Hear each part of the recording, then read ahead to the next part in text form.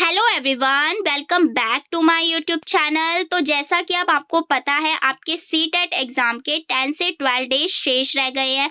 तो इन 10 से 12 डेज में आपको क्या क्या चीज़ें फॉलो करनी है, उस टॉपिक के ऊपर आज की वीडियो होने वाली है। तो आप वीडियो को बिल्कुल भी स्किप मत कीजिएगा, वीडियो को शुरू से लेकर लास्ट तक ज़रूर देखिएगा कि आप क्या क्या चीज़ें इन 10 डेज में कर सकते हो ताकि आपका सीटेट फर्स्ट अटेम्प्ट में क्वालिफाई हो जाए।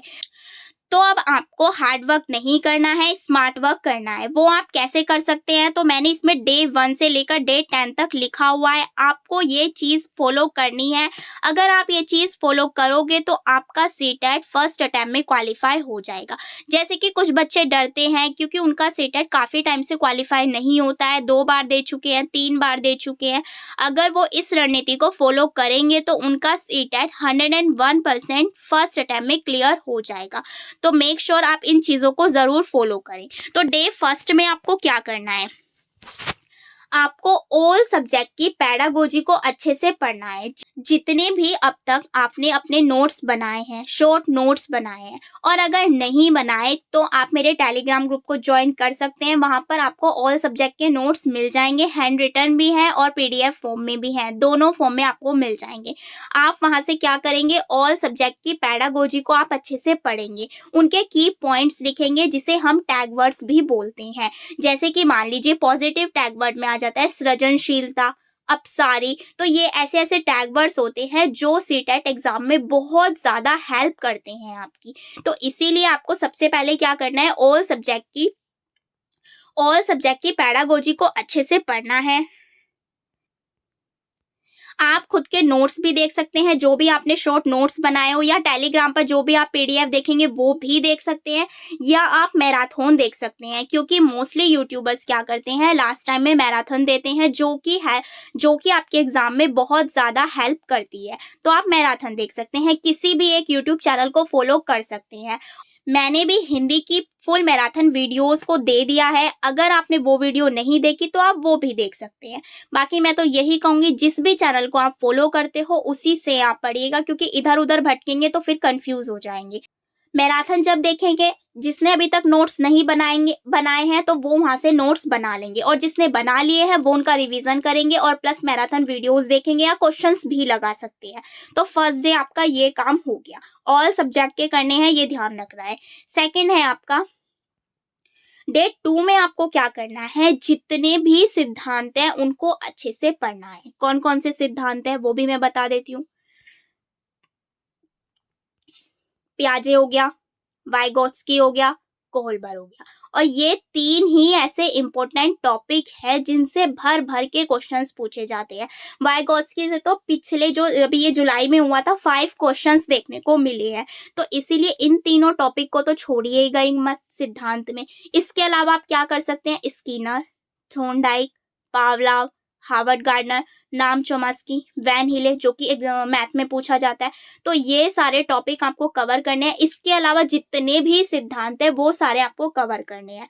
सिद्धांत की भी पीडीएफ जो है मैंने अपने टेलीग्राम पर डाल रखी है विद शॉर्ट नोट्स में, आप उन्हें भी पढ़ सकते हैं, या आप खुद के नोट्स बना सकते हैं। जो आप मैराथन देखेंगे वहां से आप अपने शॉर्ट नोट्स बना सकते हैं।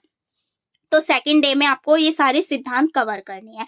इसके अलावा आपको सेकंड डे में और क्या करना है, पद्यांश को सॉल्व करना है। PYQ जितने भी हैं, वैसे तो 2011 से लेकर 2024 तक बहुत सारे गद्यांश पद्यांश आपको मिल जाएंगे, लेकिन मैं तो आपको कहूंगी कि 5 इयर्स के अगर आप PYQ लगा लेते हैं, गद्यांश पद्यांश के लिए बोल रही हूँ मैं, प्रैक्टिस करने के लिए, ताकि आप वहां पे जाके जल्दी से जल्दी छाट सको, अपने टाइम को भी मैनेज कर सको। तो ये सेकेंड डे में आपको करना है, गद्यांश पद्यांश को सॉल्व करना है। सेकेंड डे सिद्धांत करने हैं। अब आते हैं डे थर्ड पर। डे थर्ड में आपको क्या करना है, ऑल सब्जेक्ट्स के टैग वर्ड्स को अच्छे से पढ़ना है। कैसे पढ़ोगे, डे फर्स्ट में मैंने आपको बताया था कि वहां से आप की पॉइंट्स छाटेंगे, यानी टैग वर्ड्स को छाटेंगे। तो वहां से आप जितने भी टैग वर्ड्स को बनाएंगे उनको आपको बार बार से रिवीजन करना है, पढ़ना है, क्योंकि टैग वर्ड सीटेट में बहुत बड़ा रोल प्ले करते हैं, ये मैं आपको अगेन बता रही हूँ। इसके अलावा आपको क्या करना है, लास्ट 5 ईयर के PYQ, क्योंकि अब तक तो आपने पढ़ ही लिए होंगे, लेकिन एक बार और से रिवीजन करना है डे 3 में। और जिन्होंने नहीं किया उन्हें भी ज़रूर करने हैं। एटलीस्ट 5 ईयर्स के PYQ ज़रूर करने हैं, क्योंकि कभी कभी ऐसा होता है रिपीट चीज़ें हो जाती हैं, इसीलिए आपको PYQ ज़रूर करना है। तो ये हो गया आपका डे 3। अगर आपके पास इसके अलावा भी टाइम बचता है तो आप और चीज़ें भी पढ़ सकते हो, जो भी आपको इंटरेस्टिंग लगे। इसके अलावा आपको क्या करना है, डे 4 में आपको क्या करना है, जितना भी आपने काम कर लिया है। फर्स्ट में क्या किया था, ऑल सब्जेक्ट की पैडागोजी की थी। सेकेंड डे में आपने क्या किया था, जितने भी सिद्धांत है गद्यांश पद्यांश को सॉल्व किया था। और थर्ड डे में आपने क्या किया था, आपने PYQ लगाए थे।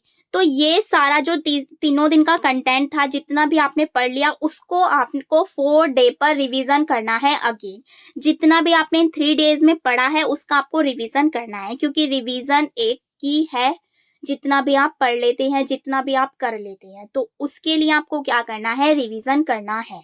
4 डे में हो गया आपका रिवीजन। ओनली रिवीजन पर फोकस कीजिए, जितना भी पढ़ लिया उसको एक बार से दोबारा से रिवीजन कीजिए। एक बार कर लिया हो तो दोबारा भी कर सकते हो आप, ये नहीं कह रही हूँ मैं एक ही बार करना है, 2 बार भी कर सकते हो। अब आगे बढ़ते हैं, अब बात करते हैं 5 डे आपको क्या करना है।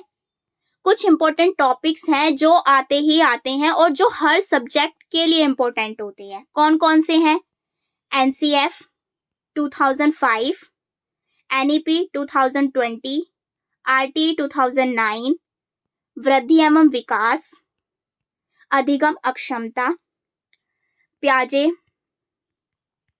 कोलबर्ग,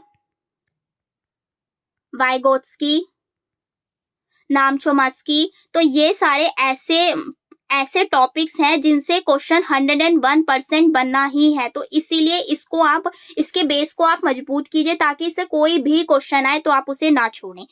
इसके अलावा आपको क्या करना है, अगेन 5 इयर्स के PYQ का रिवीजन करना है। आप सारा भी रिवीजन कर सकते हैं और ये भी कर सकते हैं। ये टॉपिक्स तो आपको छोड़ने ही नहीं है, बहुत क्वेश्चन बनते हैं और हर सब्जेक्ट में बनते हैं। ये सारा काम आपको कब करना है, डे 5 को करना है।